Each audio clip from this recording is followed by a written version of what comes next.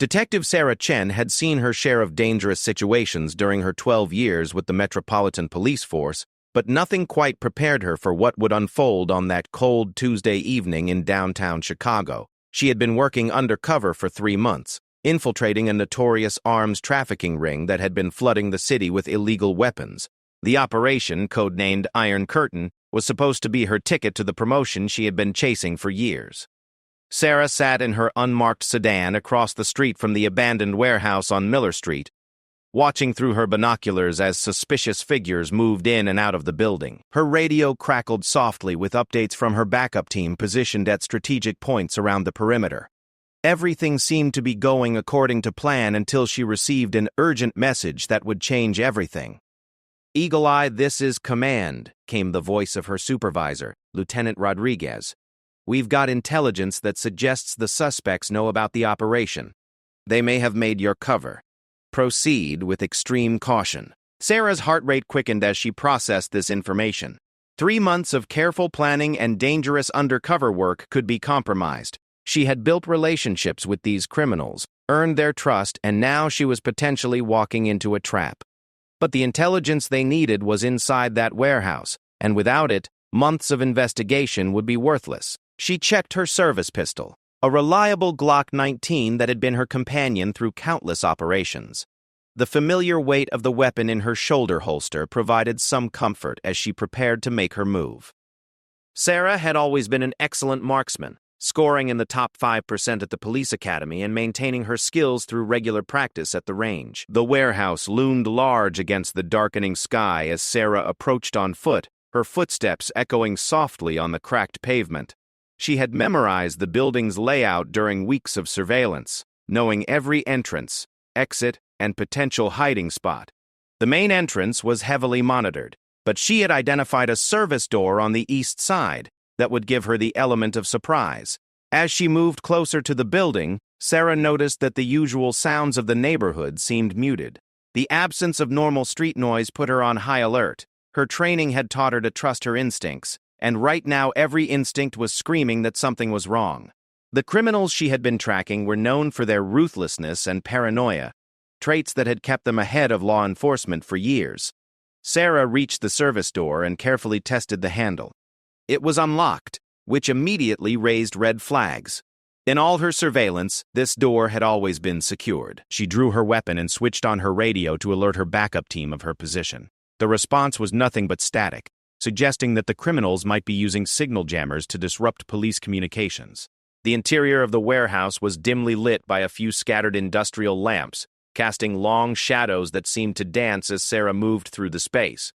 She could hear voices coming from the far end of the building, where intelligence suggested the main operations were conducted. Staying low and using the stacked crates for cover, she began making her way toward the sounds. As Sarah crept closer, she could make out the conversation more clearly. The voices belonged to Viktor Petrov, the suspected leader of the trafficking ring, and several of his associates.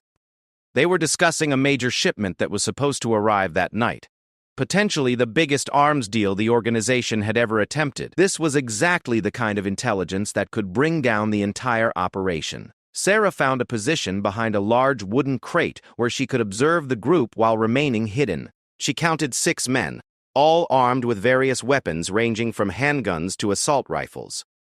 Petrov himself was a tall, imposing figure with graying hair and cold blue eyes that seemed to miss nothing. He had a reputation for violence that extended back to his days in Eastern European organized crime. "The detective thinks she's so clever," Petrov said suddenly, his heavily accented voice carrying clearly across the warehouse. "But we've known about her for weeks. Sarah Chen, badge number 4472, 12 years of service, divorced, no children. She thinks she can outsmart Viktor Petrov." Sarah's blood ran cold as she realized her cover had been completely blown. Worse yet, they had been feeding her false information while gathering intelligence about her and the police operation. She was walking into a carefully laid trap, and her backup team was likely compromised as well.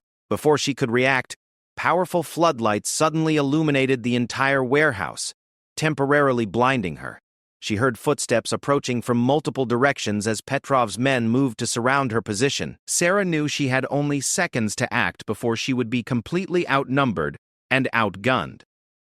"Come out, Detective Chen," Petrov called out, his voice filled with cold amusement. "There's nowhere to run, and your police friends aren't coming to help you. We've been monitoring their communications all evening." Sarah's mind raced as she assessed her options. The nearest exit was at least 50 yards away, and she would be exposed for most of that distance. Her radio was still producing nothing but static, confirming that she was cut off from backup. She had her service weapon and 2 spare magazines, giving her a total of 46 rounds, but she was facing 6 armed criminals who knew the warehouse layout as well as she did. Drawing on her training, Sarah tried to control her breathing and think strategically. She had been in difficult situations before, but never quite this isolated and outnumbered. The key would be to use her knowledge of the building's layout and her combat training to level the playing field. She had spent countless hours studying floor plans and had identified several structural features that could provide tactical advantages. "I know you can hear me, Detective," Petrov continued, his voice growing closer. "My associates are very eager to meet you properly. You've caused us considerable inconvenience over the past few months." Sarah could hear multiple sets of footsteps moving through the warehouse, methodically searching the areas where she might be hiding. They were being systematic about it, which suggested they had experience in this type of situation. She estimated that she had maybe 2 minutes before they would discover her position behind the wooden crates. The detective's training kicked in as she began to formulate a plan. She remembered her instructor at the academy, a former Special Forces soldier who had taught them that sometimes the best defense was an unexpected offense. "When you're outnumbered," he had said, "don't think about survival. Think about making the other side wish they had never started this fight." Sarah checked her weapon one more time and prepared to move. She had identified 3 potential positions that would give her tactical advantages: a raised platform near the center of the warehouse, a series of concrete pillars that could provide cover, and an area near the loading docks where industrial equipment could be used as barriers. The key would be staying mobile and preventing the criminals from coordinating their attack. "Detective Chen," Petrov's voice was now very close to her hiding spot. "You have 10 seconds to surrender, or my men will start shooting. I promise you, it will be much less pleasant than simply giving up now." Sarah knew that surrender was not an option. These criminals had too much to lose to simply let a police officer walk away, especially one who had gathered as much intelligence as she had over the past 3 months. Her only chance was to fight her way out and hope that her backup team would eventually realize something had gone wrong. As the countdown reached 0, Sarah prepared to make her move. She had spent years training for moments like this, but she had never imagined facing 6 armed criminals in such an isolated location.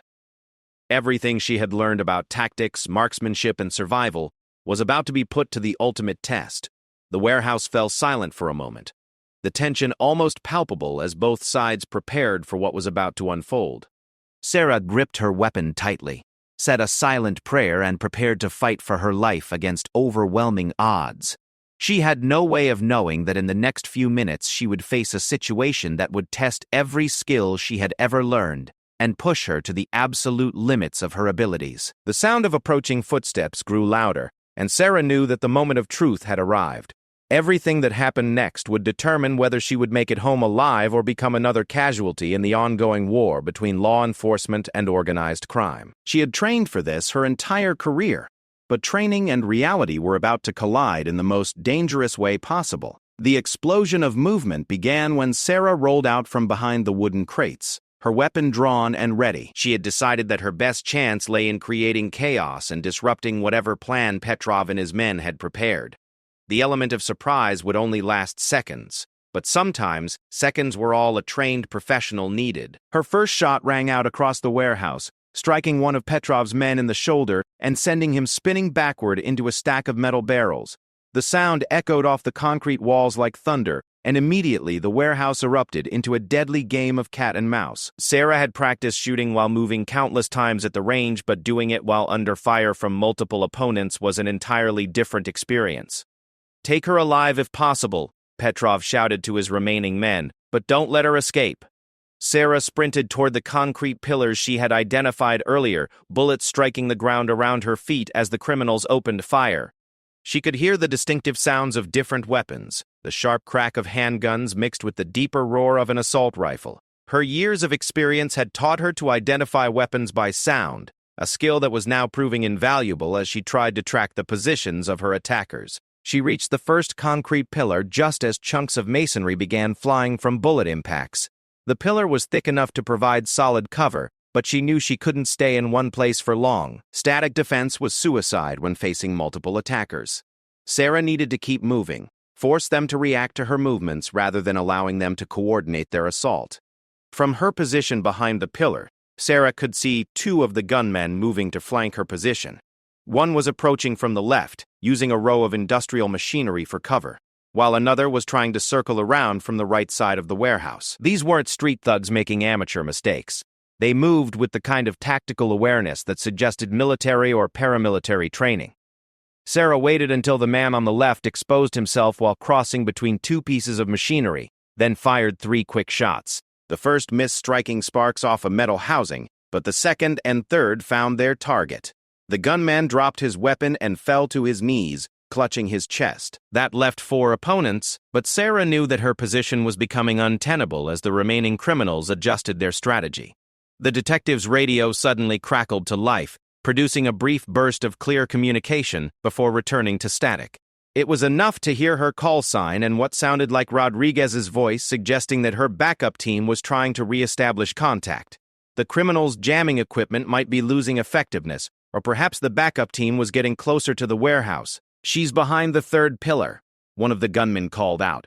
"Marcus, can you get a clear shot from your position?" Sarah realized they were using hand signals and tactical communication to coordinate their attack. She needed to disrupt their ability to work as a team, which meant forcing them into situations where they couldn't support each other effectively. The raised platform she had identified earlier would give her a height advantage, but reaching it would require crossing 20 yards of open space. Making a calculated decision, Sarah pulled one of her spare magazines from her belt and threw it hard toward the opposite end of the warehouse. The metallic clatter as it struck the concrete floor drew the attention of at least 2 of the gunmen, giving her the distraction she needed to break cover and sprint toward the platform.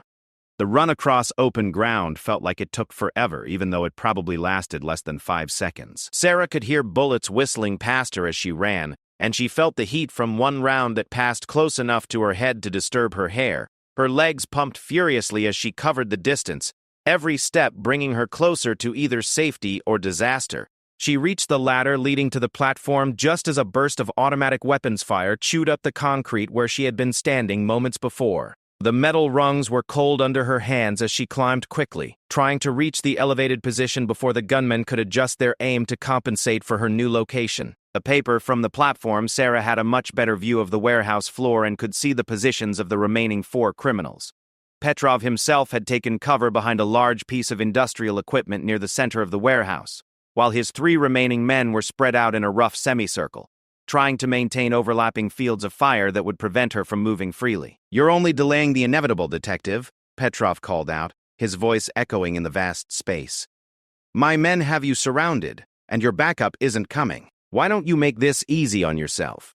Instead of responding verbally, Sarah answered with carefully aimed shots that forced 2 of the gunmen to dive for better cover. She was conserving ammunition now, making every shot count rather than laying down suppressive fire. With only 1 spare magazine remaining, she needed to make her remaining rounds as effective as possible. One of the criminals made the mistake of exposing too much of himself while trying to get a better angle on the platform. Sarah's shot caught him in the leg, and his cry of pain echoed through the warehouse. The wound wasn't fatal, but it would significantly reduce his mobility and effectiveness in the fight. That left Petrov and 2 other gunmen, but Sarah knew that her elevated position wouldn't remain an advantage for long. As if reading her thoughts, she heard the sound of footsteps on metal as one of the remaining gunmen began climbing a different ladder that would bring him to her level. The platform was large enough to provide some maneuvering room, but it would quickly become a death trap if she allowed herself to be cornered up there. Sarah moved to the edge of the platform and looked down at the warehouse floor below. It was about a 15-foot drop to a stack of cardboard boxes that might cushion her landing. It would be a risky jump, but staying on the platform was becoming increasingly dangerous as the criminals adapted their tactics to her position. The sound of boots on metal was getting closer. and Sarah knew she had to make a decision quickly. She holstered her weapon temporarily and prepared to jump, knowing that the next few seconds would be critical to her survival. The cardboard boxes looked substantial enough to break her fall, but there was no way to know for certain what was inside them or whether they would actually provide the cushioning she hoped for. Just as she prepared to leap, her radio crackled to life again with a much clearer signal. "Eagle Eye, this is command. We've located your position and are moving to assist. Hold your position if possible." The knowledge that backup was finally coming provided a surge of hope. But Sarah knew she still had to survive long enough for help to arrive. The gunman on the platform was getting close, and she could hear Petrov directing his remaining men to new positions that would trap her more effectively. Sarah made her jump, just as the gunman reached the platform behind her. She hit the cardboard boxes hard, driving the air from her lungs and sending a sharp pain through her left shoulder. But she was alive and mobile, which was what mattered most at that moment. The boxes had indeed cushioned her fall, though she could feel various bruises and scrapes from the impact. Rolling out of the pile of boxes, Sarah drew her weapon and immediately had to dodge as the gunman on the platform opened fire from above. She was now on the warehouse floor again, but in a different area than where the criminals expected her to be. This gave her a temporary advantage, but she knew it wouldn't last long. The detective could see that one of the remaining gunmen had positioned himself near what she remembered was the main entrance to the warehouse. If her backup was coming through that entrance, they would be walking into an ambush. She had to warn them, or better yet, eliminate the threat before they arrived. Moving carefully through the maze of stored equipment and supplies, Sarah worked her way toward the main entrance. She could hear Petrov still calling out directions to his men, but his voice sounded more strained now. The arrival of additional police officers would completely change the dynamics of the situation, and he knew it. Sarah reached a position where she could see the gunman covering the entrance. He was well concealed behind a concrete barrier, with a clear field of fire toward the main doors. Anyone coming through that entrance would be exposed for several seconds before they could find cover, more than enough time for an experienced shooter to cause casualties. She lined up her shot carefully, knowing that she might only get one chance. The gunman was partially concealed, but she could see enough of his torso to make an effective shot. Sarah controlled her breathing, squeezed the trigger slowly, and watched as her bullet found its target. The man dropped his weapon and slumped against the barrier, no longer a threat to the incoming backup officers. 2 down, Sarah whispered to herself, trying to keep track of how many opponents remained active. By her count, that left Petrov and one other gunman, plus the man she had wounded earlier, who was still somewhere in the warehouse, but probably not combat effective. The warehouse suddenly seemed quieter, as if both sides were pausing to reassess the situation.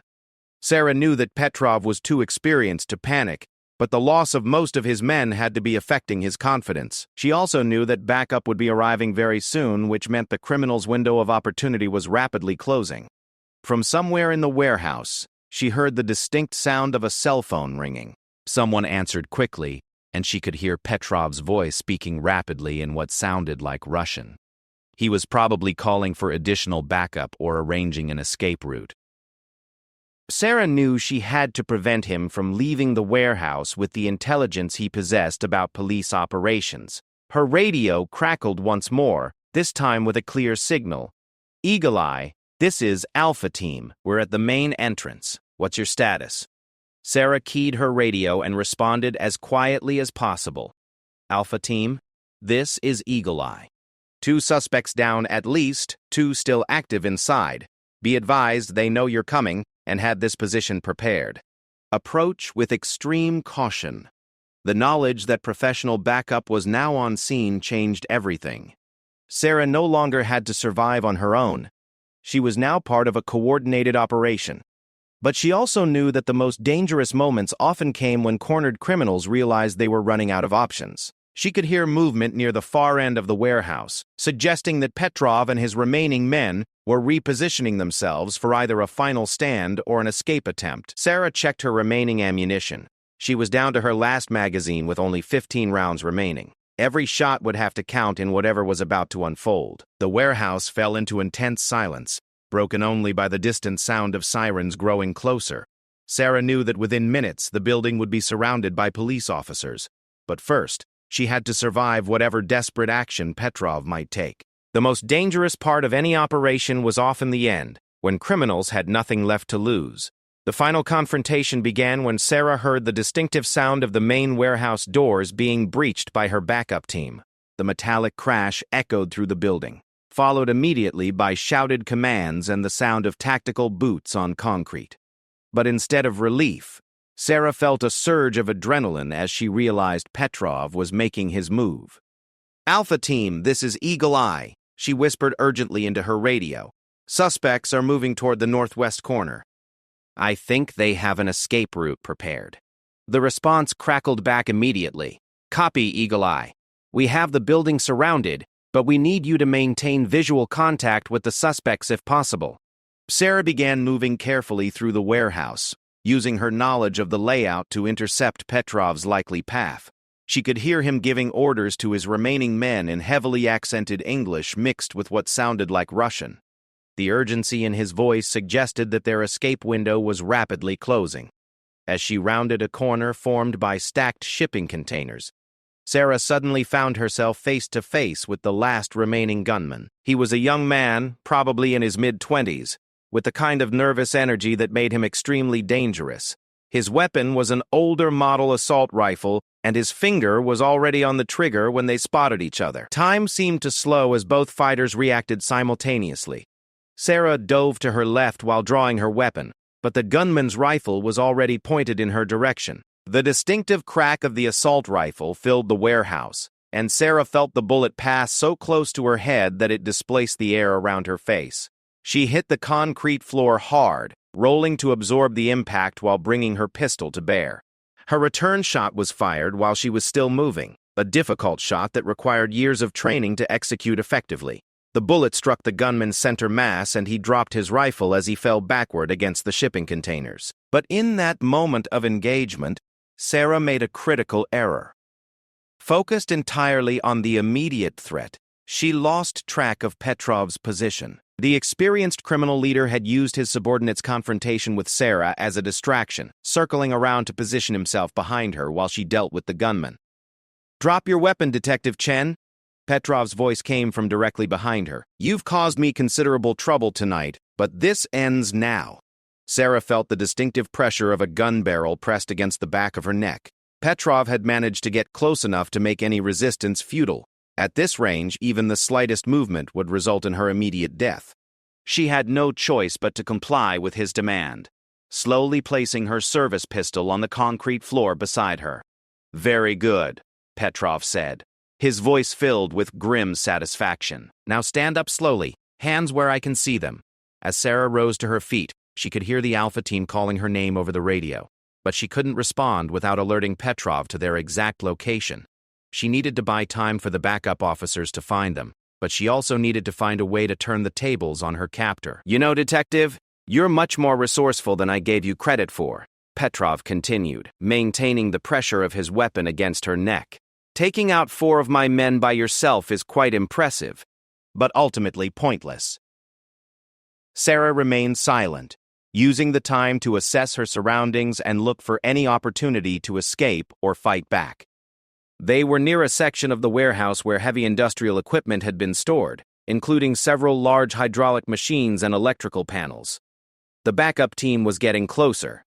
She could hear their radio chatter growing louder, but they hadn't located her exact position yet. "My associates and I have been very patient with your interference," Petrov said, beginning to move Sarah toward what she assumed was his planned escape route. But patience has its limits. You've cost me money, time, and now several good men. That debt needs to be paid."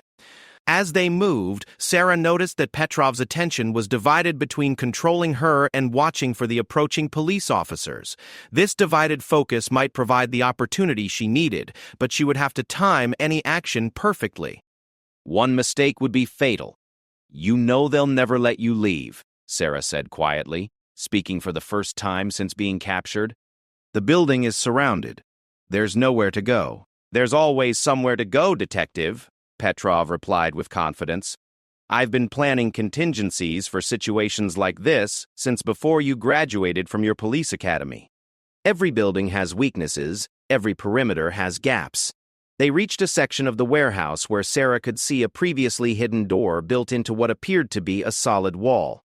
It was camouflaged so well that she had missed it during all her surveillance of the building.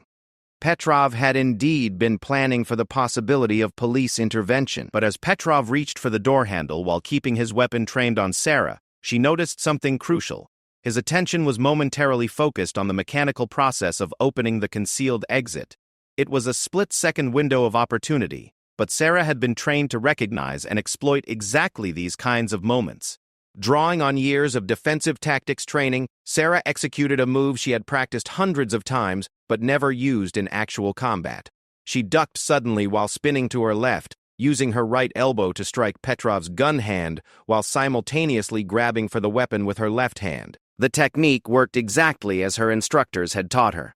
Petrov's shot went wide, the bullet striking the concrete wall instead of its intended target. Sarah's elbow strike had enough force to numb his trigger finger, and her grab for the weapon succeeded in knocking it from his grasp.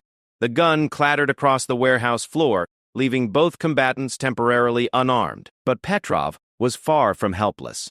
The criminal leader was larger and stronger than Sarah, and he had his own training in hand-to-hand combat. He immediately launched into a series of strikes designed to overwhelm her before she could recover her balance from the defensive maneuver.